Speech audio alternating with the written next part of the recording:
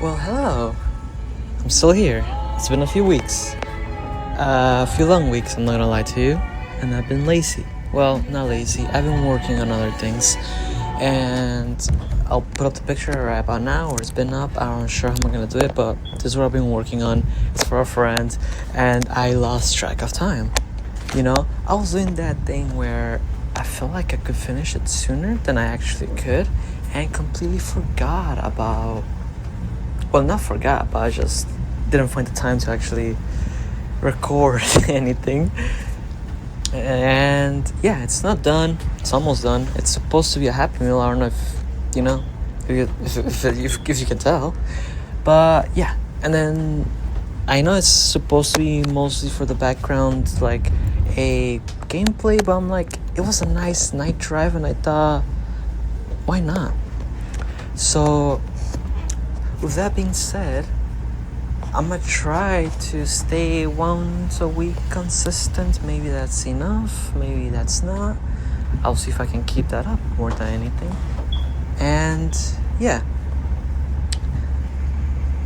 today the story is called The Protocol for Empty Things. If you've ever been underground long enough, you start to forget what outside smells like. Not in a poetic way, not in a wistful movie montage way. In the dumb, practical way your brain deletes unneeded files to keep you functioning. Sunlight becomes an idea. Wind becomes an old memory. The air you breathe stops being air and turns into filter output from System A, scrubbed through 2 chemical stacks and 1 ancient prayer. That's what Bunker 12 smelled like. Metal dust, lemon disinfectant, old concrete sweating behind paint, and the faint electric bit of ozone that never fully left your nose once it got in. I was on week 3 of a 6-week contract when the bunker began acting like it had a secret and didn't want to keep it alone anymore. My name is Elena Reyes. I was hired because I don't get sentimental about numbers, and I don't romanticize risk.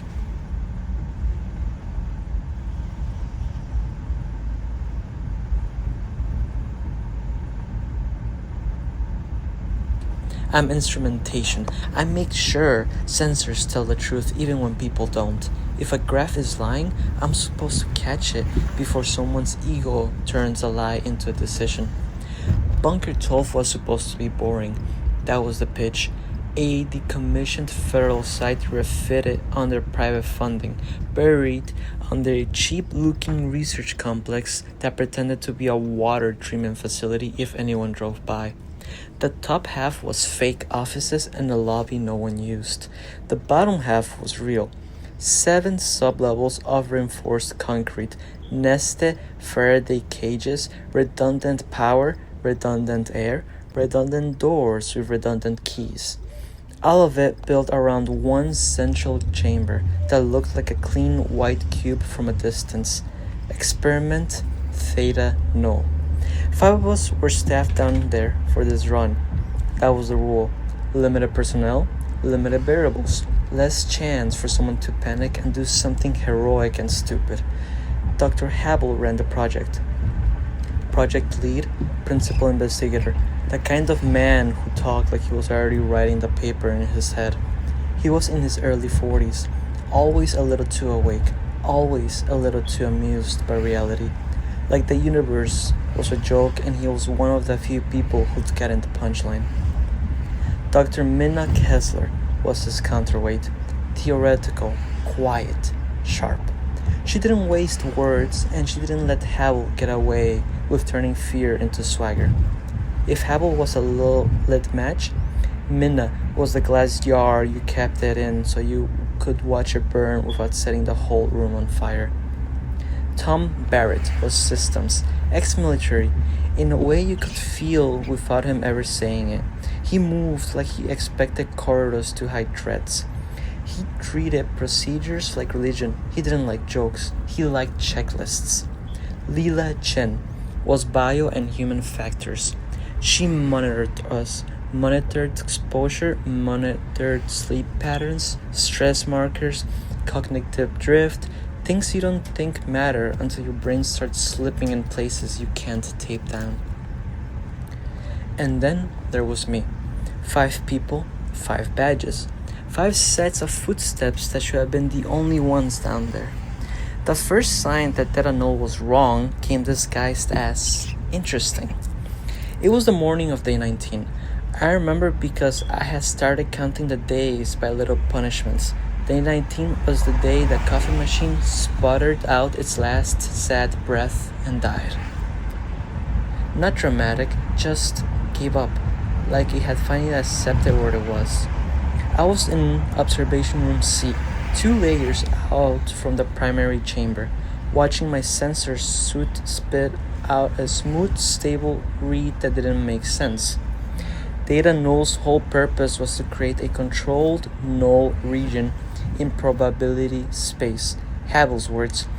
The elevator pitch version was reduce quantum noise. The deeper version, what they said when they thought you were smart enough not to panic, was this. If reality branches, Theta Null forces it to stop branching in a defined volume, a single outcome, a locked answer. The universe forced to choose.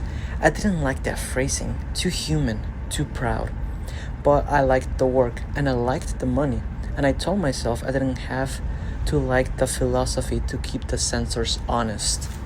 That morning, the graphs were flat, perfectly flat. No fluctuations, no subtle noise, no micro jitter you'd expect from any live system. It was like looking at an EKG of a person who wasn't alive. Except the system was very much drawing power. The magnetic arrays were humming, and the chamber readouts insisted Theta Null was active. I pinged Mina. Hey, I said into the comm, I'm getting a flight line in my probability variance channels, like that flat. You seen that on your end? There was a pause. Then Mina's voice came through, low and controlled. Yes, she said. It began at 8:13. I assumed your suit was miscalibrated. My suit doesn't do that, I said, already annoyed. Not at her, at the universe. Not without telling me first. Run the redundancy checks, Mina said, and don't tell Havel until you're sure. Why? I asked. Another pause.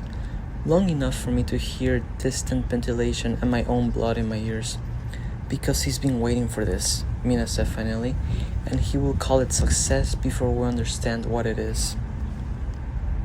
That was Mina, warning wrapped in calm. I ran redundancy checks. Everything agreed with everything else. I recalibrated anyway. It stayed flat. At 9:02, Havel walked into observation room C like he owned the air. Reyes, he said, leaning over my shoulder without asking. His breath smelled like stale mint gum and caffeine. Show me. I didn't love how close he stood, not because he was creepy. He wasn't. Not like that. It was just the way he filled space, like he expected reality to make room for him. I pulled up the full suit. It's flat, I said. No microvariance, no drift, no noise. Havel smiled, a quick flash, teeth and ambition. Beautiful. It's not beautiful, I said. It's impossible. He made a noise like he had heard that word too many times. Impossible is just a measure of how bored you are with your current model. Or, I said, it's a measure of how wrong we are. He straightened. His eyes flicked to the camera in the corner, then back to the screen. Call Mina, he said, and bear it. I want everyone in the hub, now. It wasn't a request. We assembled in the central hub, an octagonal room that served as a throat between corridors. Every path led eventually to the chamber. Even if you tried not to think about it, the architecture kept reminding you what mattered down there. Barrett arrived first, as always. He stood with his arms crossed, eyes scanning lights, bends, corners. Leela came next, already frowning like she could smell the tension. Mina came last, silent, looking like she hadn't slept. Havel didn't waste time. The system has entered stable null, he said, like he was announcing a promotion. Theta null is holding. Mina's eyes narrowed. Holding what exactly? Havel's smile twitched. Reality in place. We've suppressed branching outcomes inside the field. We have a coherent region. Barrett couldn't. Field integrity is nominal, but we've seen minor power anomalies in the outer ring. Havel waved a hand. Power reroutes all the time. It's a complex system. Barrett's expression didn't change, but I saw his jaw tighten. Lila spoke up.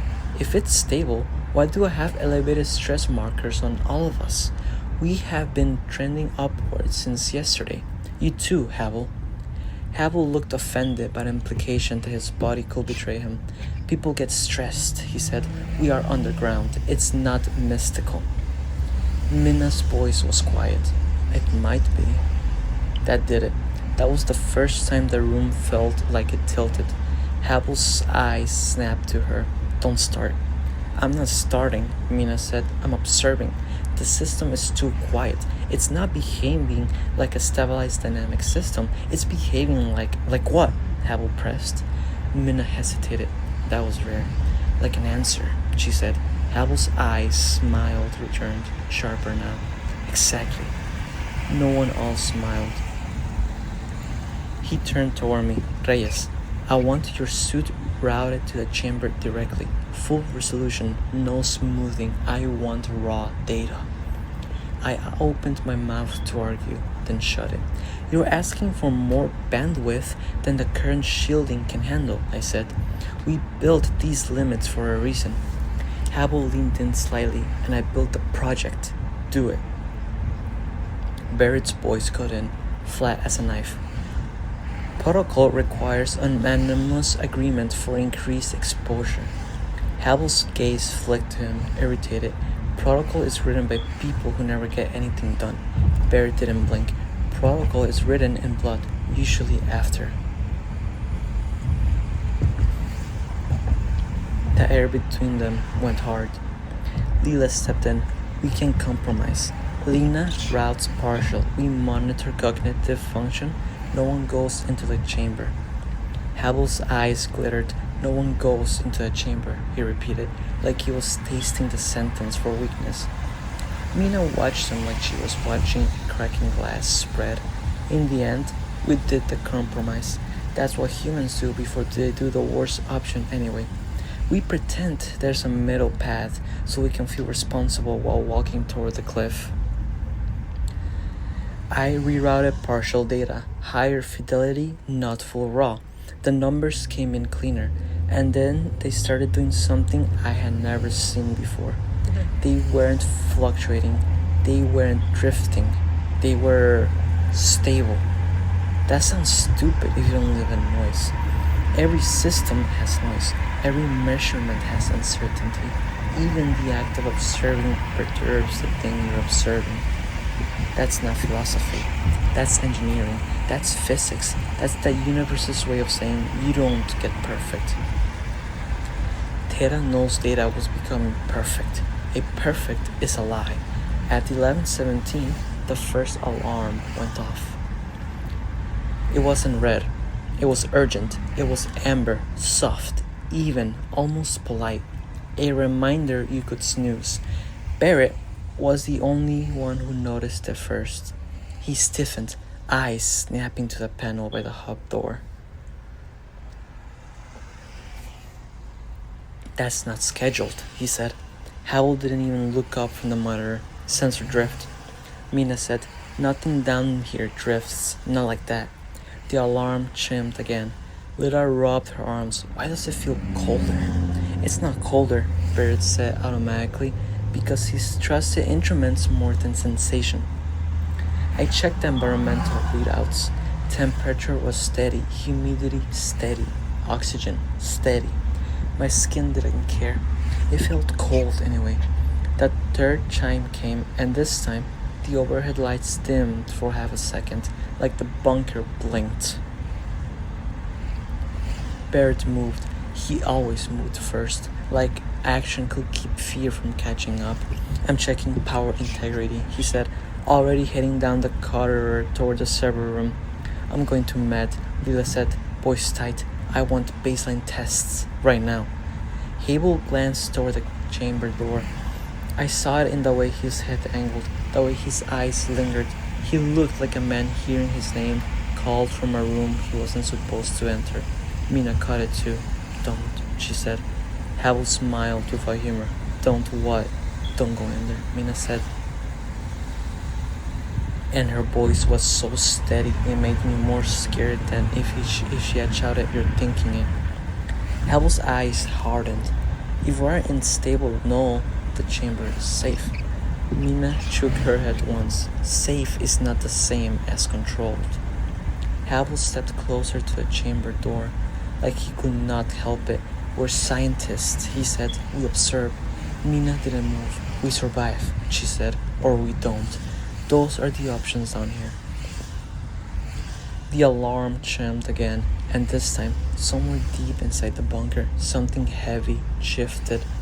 Not a crash, not an impact, a shift, like the bunker adjusted its posture. I felt it in my teeth. Havel froze for half a beat, then laughed under his breath, but it sounded thin. Probably thermal expansion, he said, like he could talk the world back into being normal. I wanted to believe him. Then my monitor flickered. For a fraction of a second, the numbers on my screen were not numbers anymore. They looked crowded, like too many values trying to occupy the same space. Then they snapped back. Perfect again. My throat tightened. Mina saw my face. What? She asked. I shook my head. Nothing. Glitch. Mina stared at the screen, then back at me. We don't get glitches, she said quietly. Not like that. She was right. Barrett didn't come back.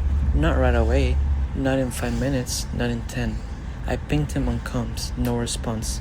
Havel tried next. Sharper. Barrett, report. Static. Lila returned from Met alone, holding a handheld diagnostic tablet like it could be a weapon. Her face was pale. Havel, she said. I need you to come with me. I need all of you. Havel frowned. Why? What happened? Lila swallowed. We have anomalies. Mina's eyes narrowed. Define?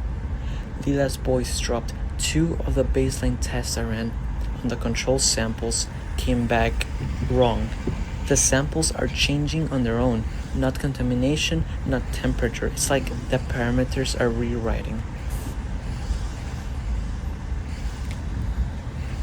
Havel's lips parted slightly, like a kid hearing a scary story and loving it. That's fascinating, he said. Lila stared at him, eyes bright with something meaner than fear. It's not fascinating, she said.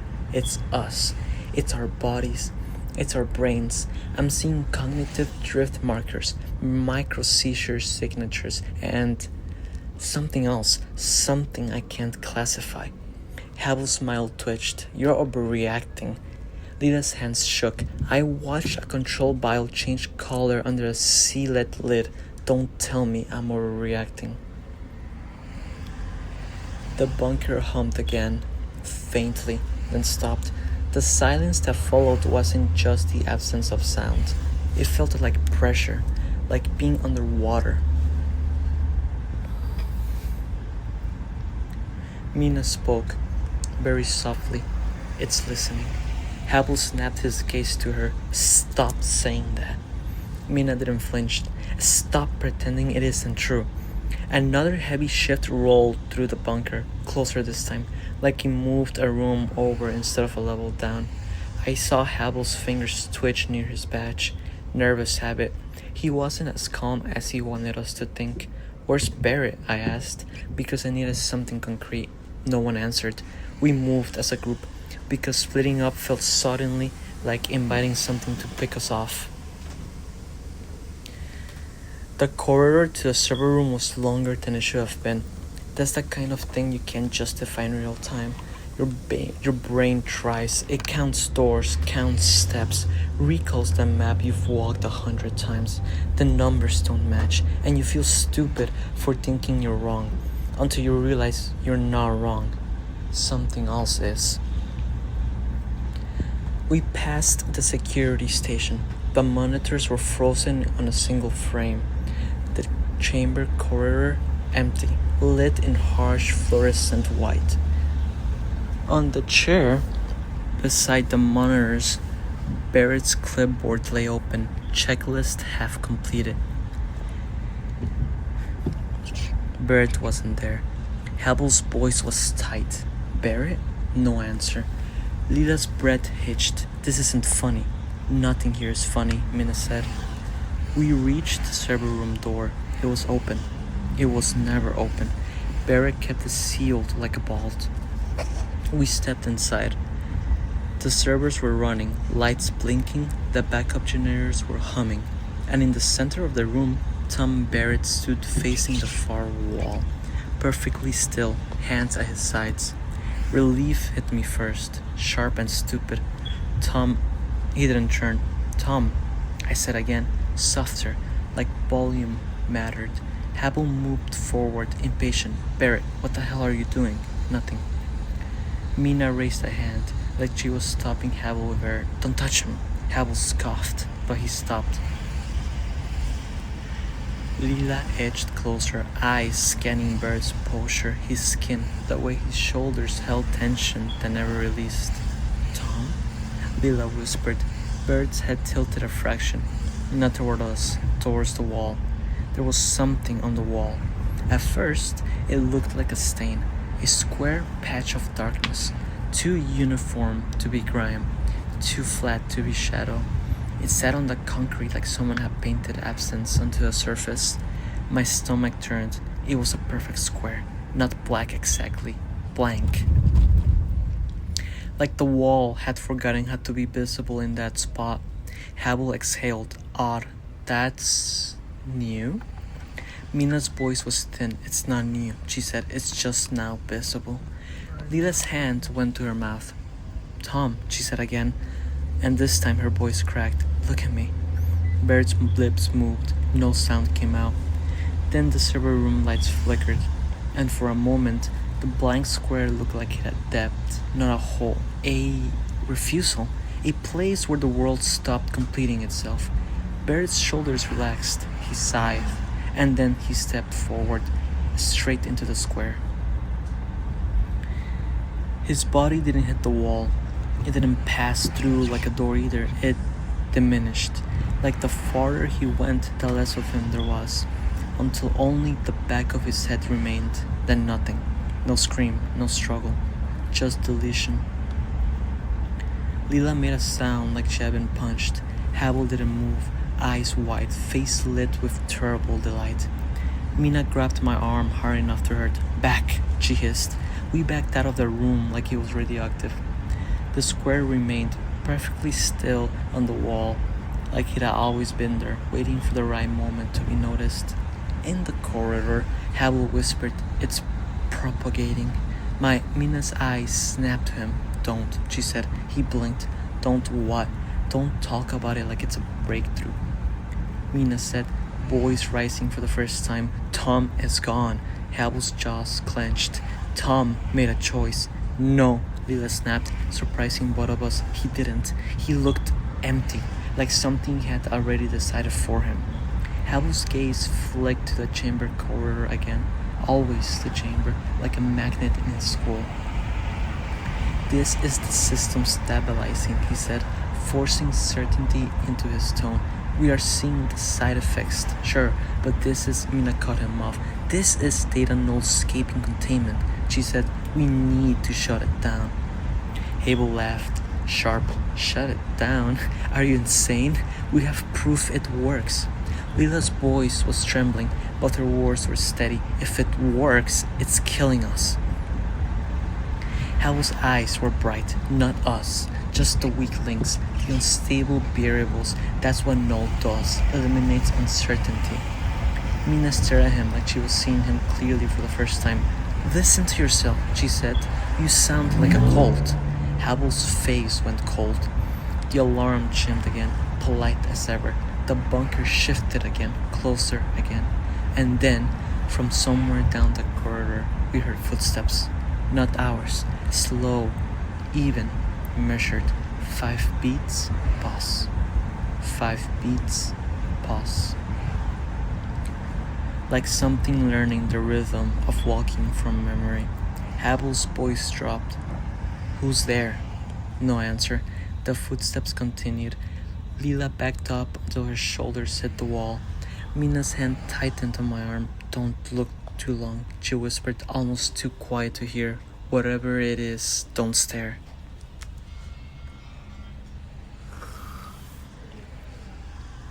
What do you mean? I whispered back, but my throat felt too small for the words. The footsteps rounded the corner. Someone stepped into view. It was Tom Barrett. Or it wore Tom Barrett's shape the way a glove wears a hand. He looked intact, whole.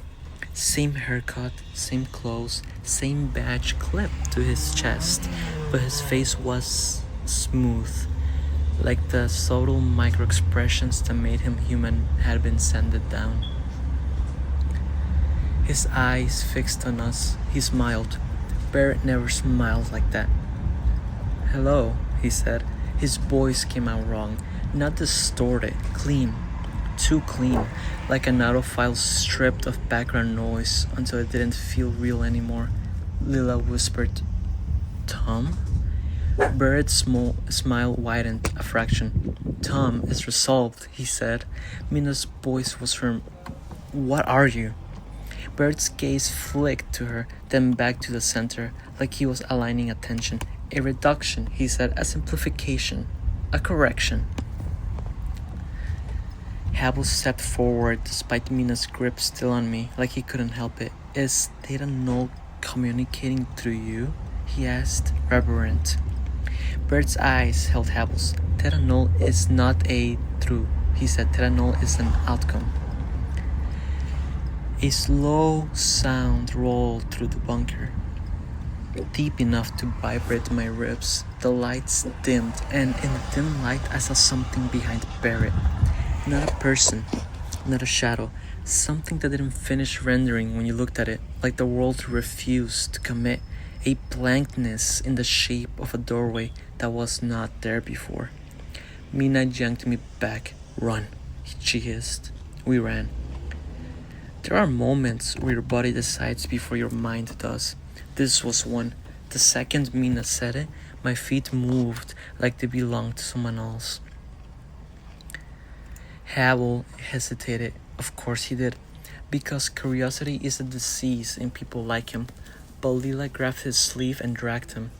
We sprinted down the corridor towards the hub, alarms chiming behind us like a lullaby. I glanced back once, and regretted it immediately.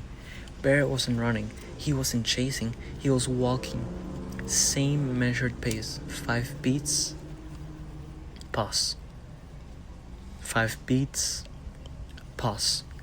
And then the blank doorway behind him was getting larger, not by moving, by replacing the corridor behind it, like the bunker was being edited. We slammed through the hub and sealed the door.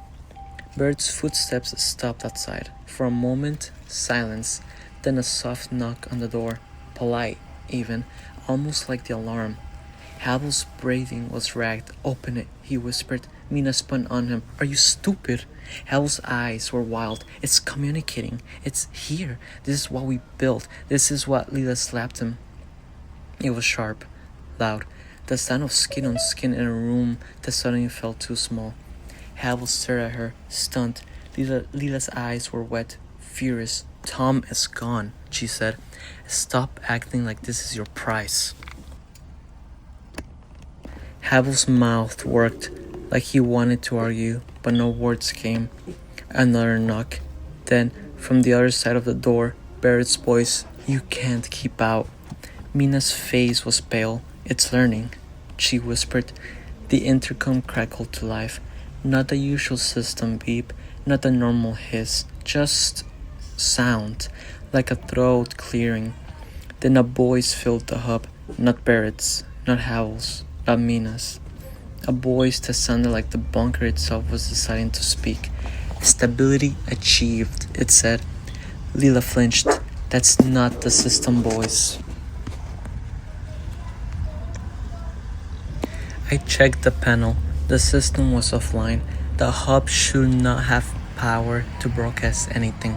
Hable whispered, almost reverent again. It's using the infrastructure. Mina's eyes snapped to him. No, she said, it's using us. The boys continued. Unresolved variables detected. I felt something press gently against the inside of my skull. Not pain, attention, like a fingertip brushing the surface of a bubble. My hands trembled. Mina clenched her jaw. Don't engage, she said, like she was speaking to herself as much as to us. Correction in progress, the boy said. The door behind us, another exit, clicked, unlocked.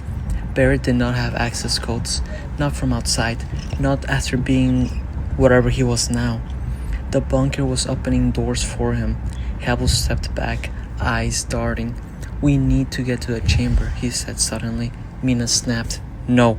Hable's voice rose. Yes, the chamber is the source. If we shut it down, this stops. Mina's laugh was brittle. You don't shut down a choice. You shut down a machine. Theta Null is not a machine anymore. Lila's voice was small. Then, what do we do?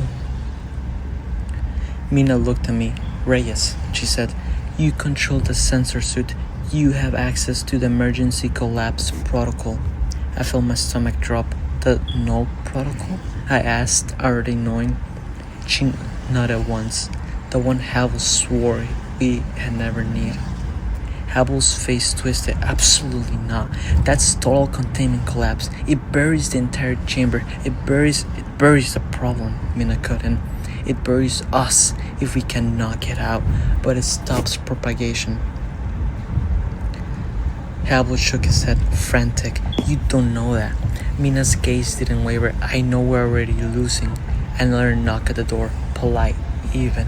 Bert's voice again. It's easier if you stop resisting. Lita whispered. It sounds like him. Mina said, it's not. I swallowed hard, forcing my hands steady. If we trigger no protocol, I said, we need to initiate from the chamber control console. Remote won't work once the field is destabilized. Someone has to physically run it. Silence. Hable's eyes flicked toward the chamber corridor again. Thea stared on the floor. Mina looked at me. I hated how calm she was. Calm like she had already chosen. I'll do it, Mina said. Hable barked out a laugh. Of course you will. You always wanted to be right. Mina's eyes flashed. I want you to stop killing people with your ego. Hable took a step toward her, anger rising, but Lila moved between them, palms out. Stop, Lila said. Stop, both of you. The lights flickered. The hub door began to brighten. Now with light, with blankness, a square of essence appeared on the door's surface, like a stain spreading throughout paint. My heart hammered. Bert's voice came through the door, softer now, almost kind. You can't collapse what's already chosen. Mina grabbed my wrist. Now, she said, we move now or we don't move. We bolted through the opposite corridor toward the chamber control. The bunker felt wrong. Hallways stretched, corners arrived too late. Doors that should have been there weren't there. Doors that should have been there were. At one point, I saw a perfect black square on the floor ahead of us, like a patch of missing tile, and my body jerked away instinctively. Lila stumbled and caught herself on the wall, gasping. Keep going, Mina snapped. No cruel, just desperate. Hable kept up, but his eyes kept drifting toward the blanks, the anomalies, like he couldn't stop himself from looking. Like a part of him wanted to be caught. We reached chamber control. The room was lit in sterile white, walls lined with panels, displays, and the main console at the center like an altar. The chamber lay behind a thick observation window, and for the first time I saw Theta Null. Not through sensor readouts, not through graphs with my eyes. It was not a portal, not a swirling vortex, not a glowing tear in space. It was a shape but I refused to decide what shape it was. A region in the chamber where the air looked wrong, too still, too flat. The space inside it didn't reflect light correctly. The edges didn't stay in the same place when I blinked. If I tried to focus, my eyes slid off it like a coated in oil. Mina whispered, "Don't stare." I forced my gaze to the console. Hal stepped toward the window anyway, breath fogging the glass. His hands pressed against it like he wanted to climb inside. "This is incredible," he whispered. Lila grabbed his shoulder. "Abel, stop." He shrugged her off, eyes fixed on the null region. "It's stable," he said, voice dreamy. "It's perfect. It's..." He stopped mid-sentence. His head tilted slightly, like he was listening to something through the glass. Then he smiled, slowly, and I felt a wave of nausea because it wasn't his normal smile. It was the same wrong smile Barrett had worn, too smooth, too finished. Mina saw it too.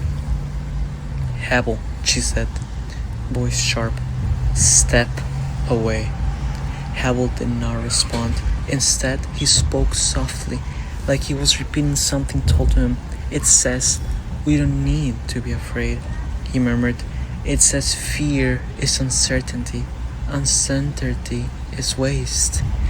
Lila's voice broke. "Habel, please." Habel turned to us, eyes bright, pupils slightly too large. "It chose," he said. "It finally chose." Mina moved fast. She grabbed Habel's arm and yanked him back from the window. Habel's head snapped toward her, expression blank for a moment, like the smile had been wiped away. Then he grabbed her wrist with surprising strength. "You can't undo it," he said, voice low. "You can't go backward. Backward is branching." Mina's face tightened with pain. "Let go." Habel leaned closer. "You were right," he whispered to her. "It's an answer." Then, without warning, he slammed his own palm onto the emergency unlock for the chamber door. The room beeped. The lock disengaged. Lila screamed, "No!" Habel let go of Mina and shoved past us toward the chamber entrance. Bert's footsteps echoed somewhere behind us in the corridor, closer now. Mina lunged after Habel, but he was already at the chamber threshold. He turned back, eyes shining. "You'll thank me," he said, and then he stepped inside. The moment his foot crossed the threshold, the chamber lights dimmed, like the room itself was acknowledging him. Habel didn't disappear like Barrett had. Not immediately, at least. He walked forward, slow, deliberate, toward the null region. His body looked stretched. Subtly, like perspective was wrong, he raised a hand toward the blankness, and the blankness moved. Not toward him, around him, like water closing over a stone. Habel's mouth opened, but I didn't hear him scream. I saw his face contoured with something that might have been ecstasy or terror. Hard to tell when someone's idea of wonder is already halfway to self-destruction. Then his body thinned, like a photo being erased from the center outward.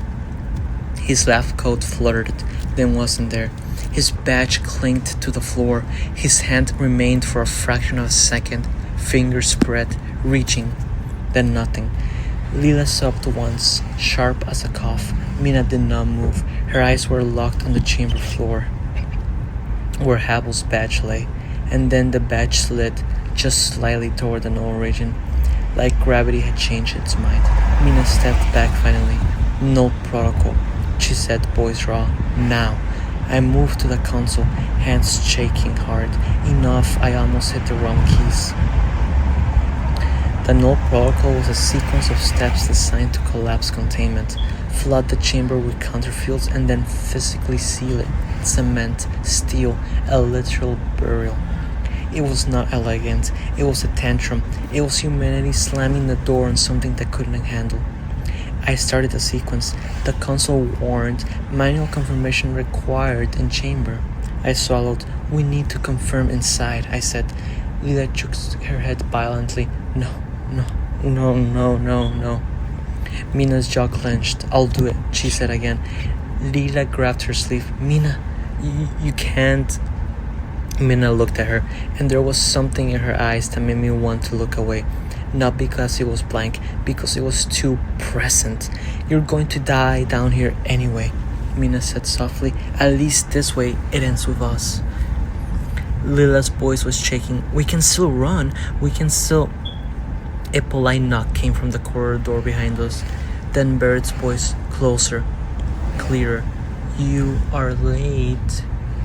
The air in the control room felt thicker, like it was getting harder to breathe for reasons oxygen sensors couldn't measure. Mina reached for the chamber door handle. Lila clung to her. "Please," she whispered.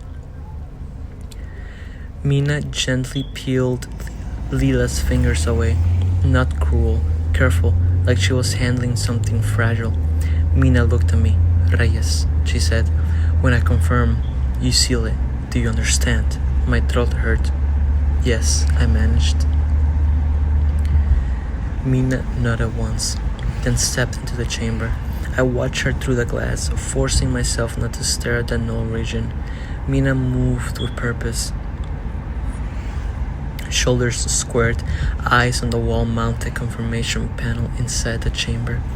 She didn't look at the blankness. She didn't give it attention. She reached the panel and lifted the safety cover.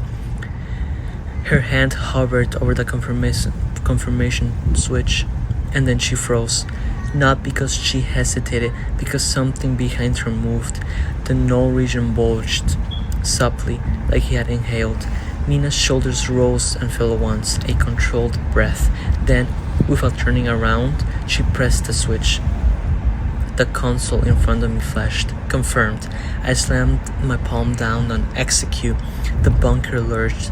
Alarms shifted from amber to red, finally losing their polite tone. Harsh sirens tore through the corridors. Emergency lights pulsed. The chamber filled with a low, violent hum as counterfields activated. Mina turned to run back toward the door, and the blankness moved faster than she did. It didn't chase her like a predator. It simply redefined the space between her and the exit. One moment, she was 3 steps away. The next, she was 5, then 10. Her legs pumped harder, but the distance stretched like the floor was being edited under her feet. Mina's face tightened with effort, and for the first time she looked scared. Not panicked, not helpless, but afraid in a controlled way, like she was watching the math betray her. She reached out toward the door, fingertips brushing air. I saw her mouth form a word. I didn't hear it. Then the blankness touched her shoulder. Mina didn't vanish instantly. She blurred, like her outline became uncertain. Like the bunker couldn't decide whether she was still there. She staggered. Her eyes snapped to a control room window. To me. For a heartbeat, I saw pure anger in her gaze. Not at me, not at anyone. Anger at the universe, at the unfairness of being right too late. Then she was gone. The chamber door slammed shut automatically, sealing with a heavy metallic thud that reverberated through my bones. Lila made a sound like something breaking inside her. Behind us, Barrett's footsteps stopped right outside the control room.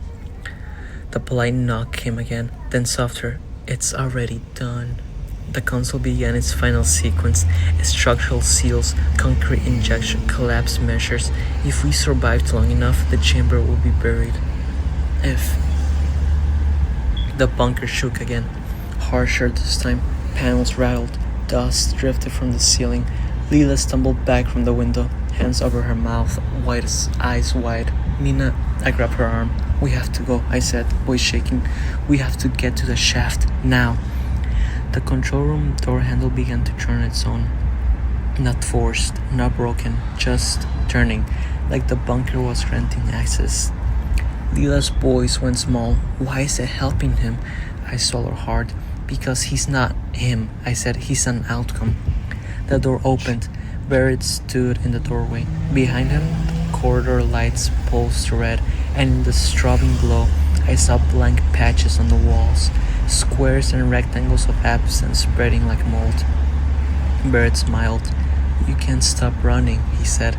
Lila screamed and threw the table at him. It bounced off his chest and clattered to the floor. Barrett didn't react. I grabbed Lila and bolted past him. I didn't know how I did that. I don't know why he didn't grab me. Maybe he didn't need to. Maybe grabbing will imply struggle, and struggle implies uncertainty, and uncertainty was what he was here to remove. We ran down the corridor toward the emergency shaft. The bunker felt like it was folding. Corners arrived wrong. Doorways were slightly misaligned. Signs on the wall seemed to shift when I looked away and back. At one point, I glanced at a map panel and swore the layout was different than yesterday. The alarms screamed. The air tasted metallic. Lila sobbed as she ran, breath etching, but she didn't slow. Then the floor ahead of us brightened, not with light, but with blankness, forming a perfect square across a corridor like a trapdoor that wasn't there before. My feet skidded to a stop. Lila slammed into my back. Bert's footsteps echoed behind us. Closer now. 5 beats. Pause. 5 beats. Pause. I stared at the blank square on the floor and felt the pressure behind my eyes increase, like something was nudging me to understand, to focus, to stare. Lila whispered, trembling, "Don't look." I forced my gaze away, staring at the wall instead, breathing hard. The corridor around the blank square made no sense. The edges of the square didn't cast shadow. The wall reflections didn't match. It was like a piece of reality had been cut out and replaced with no. Bert's voice drifted closer. "This is easier than you think." Lila clutched my sleeve. "Elena," she whispered, "I can't." I grabbed her shoulders. "You can," I said, harsh. "You can. Don't look at it. Don't give it attention. Move." "How?" she choked. I looked at the ceiling. There was a maintenance pipe running above the corridor, anchored into concrete, thick enough to support weight. "Up," I said. I climbed first, fingers scraping metal, boots finding perches on wall brackets. Lila followed, shaking, nearly slipping. I reached down, grabbed her wrist, yanked her up, her heart hammering. We crawled along the pipe above the blank square, not daring to look down. Below us, Bert's footsteps stopped. The silence pressed in. Then his voice directly beneath. "You are clever." The pipe vibrated slightly, like someone had tapped it. Lila whimpered. I kept moving. We reached the far side, dropped down, stumbled into a sprint again. The emergency shaft door was ahead, lit by red strobes like a warning from hell. I slammed my palm onto the access panel. It beeped. Denied. My stomach dropped. Again. Denied. Behind us. 5 beats. Pause. 5 beats. Pause. Lila whispered, "No. No. No." I typed the manual override code with shaking hands. Denied. I stared at the panel, mind racing. "Why?" I hissed. Then the intercom crackled overhead. That bunker voice again. "Unresolved variables cannot exit." Lila's breath came in sharp sobs. "It won't let us leave." Bert's footsteps stopped behind us. I didn't turn. I couldn't. I felt his presence like cold air. "You don't get to carry that out," Barrett said softly. "You don't get to branch it into the world." Lila's voice cracked. "Please." Barrett didn't answer. I forced myself to turn. Barrett stood 10 feet away, calm, still, too clean. Behind him, the corridor had begun to erase, a collapse, erase.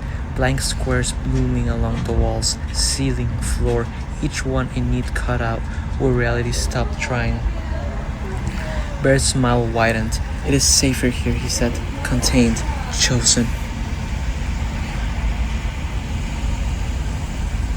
I swallowed hard. "It's not contained," I said. "It's spreading." Barrett tilted his head. "Contained is a story you tell yourself," he said. "There's only what remains." The blankness behind him closed, and then I saw something in it. Something that wasn't a creature, wasn't a monster, wasn't a face. A pattern, like a grid, like a decision tree collapsing. Like every possible version of this moment narrowing down to one. My vision blurred, my thoughts stuttered. Lila screamed, "Elena, don't." I tripped, my eyes away, squeezing them shut, breathing hard enough to hurt. When I opened them, Bear was closer, not by walking, by being. He raised a hand toward me. No, I said, voice cracking. No, you don't get to. Barrett's fingers brushed the air near my face. I felt something select inside my skull. Not a thought, a preference, a narrowing, like the world was deciding which version of me to go to exist. Lila lunged forward suddenly, shoving me sideways. The motion broke whatever invisible alignment was forming. Bert's hand closed on empty air. Lila stood between us, shaking, tears streaming, eyes wide and furious. "Take me," she screamed. "Take me instead." Barrett stared at her. For a moment, his smile faltered, like the system didn't know what to do with sacrifice. Because sacrifice implies choice, and choice implies branching, and branching was what Theta Null was built to destroy. Lila's shoulders shook. Just let her go, she sobbed. "Please." Bert's face smoothed again. "There is no let," he said.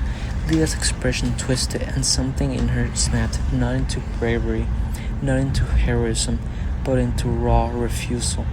She turned and sprinted toward the corridor behind Barrett, straight toward the spraying blankness. "No," I screamed, but my voice was too late. Lila ran into the erased corridor like she was diving into water.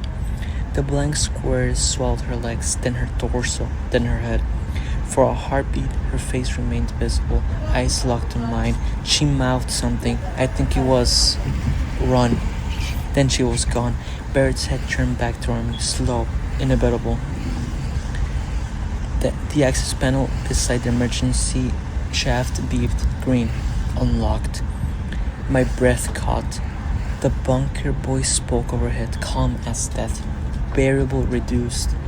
Barry's smile returned. "Now you are simpler," he said. "I don't think." I grabbed the handle and hauled the emergency shaft door open. Stale air rushed up like the surface was exhaling. I threw myself into a shaft, climbing the ladder with my hands bleeding and my muscles screaming. I grabbed the handle and hauled the emergency shaft door open.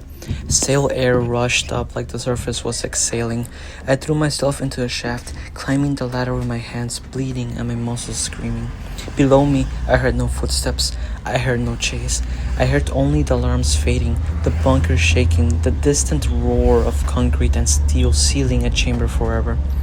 As I climbed, the lights in the shaft flickered, and for half a second, the rungs of the ladder looked too perfect, too aligned, like the universe was offering me a clean path upward, like it wanted to see what I will do.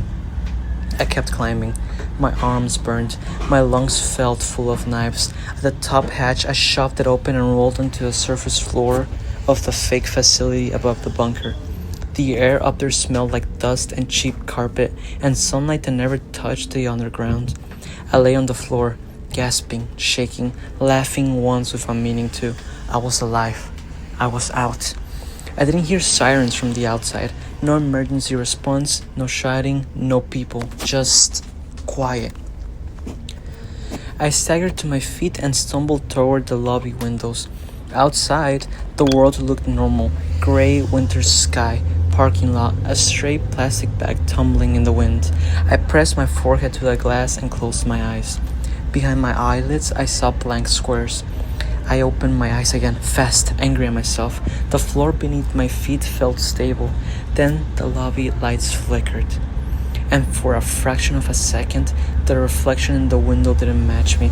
It was still my outline, still my hair, still my posture, but the expression was wrong. Too smooth, too finished, a smile I didn't make. My stomach dropped. I stumbled back from the glass. In the silence of the empty lobby, the building intercom crackled once. No beep, no system tone, just that throat-clearing sound again. Then the calm bunker voice was somehow up here with me, said, "Outcome escaped." My hands trembled violently. I backed away, eyes scanning for exits, for people, for anything real. The front doors were glass. Beyond them, the parking lot stretched empty. The sky looked too flat, like a painted ceiling. I forced myself to move anyway, pushing through the doors into cold air that bit my skin like proof. I ran across the lot toward my car. My keys shook so hard I dropped them twice. Behind me, inside the building, I heard nothing. No footsteps, no pursuit, but the feeling of being watched pressed against my skull like a hand. I got in, slammed the door, locked it, started the engine. The radio came on automatically, static, then faintly that polite alarm tone. Amber, even, almost soothing. I slapped the radio off. My breathing sounded too loud in the car. I put the car in reverse. The rearview mirror caught the building behind me. In the lobby window, I saw myself standing there. Not in the car, standing in the window, watching me, smiling that smooth, wrong smile. I screamed and hit the gas. The car jerked backward, tires squealing on gravel. The reflection in the mirror didn't change, it just stayed. Then, as I sped away, it flickered out like a bad signal. The road out of the complex was straight, 2 lanes, lined with dead grass and cheap security lights. I drove until my hands stopped shaking enough to breathe without choking. I told myself I was hallucinating, stress, trauma, whatever. I told myself the null protocol worked, the chamber was buried, the bunker was sealed, the problem was contained. I told myself a lot of things. 2 miles down the road, my phone buzzed. No signal. I thought automatically we were in a dead zone. But the screen lit anyway. 1 new notification, unknown sender. The message was one line: you are still unresolved. I threw the phone into the passenger seat like it burned. My heart hammered so hard it made my vision pulse. I didn't slow down. I didn't turn around. I kept driving. And in the corner of my vision, just for a moment, I saw a perfect black square on the horizon where the road bent. Not on the road, not in the sky, just there. A neat cutout of the world, waiting to be noticed, waiting for me to look too long. I forced my eyes forward, jaw clenched, tears blurring everything. I understood then, in the simplest way possible, the thing Mina had tried to tell us, that I know didn't open the door.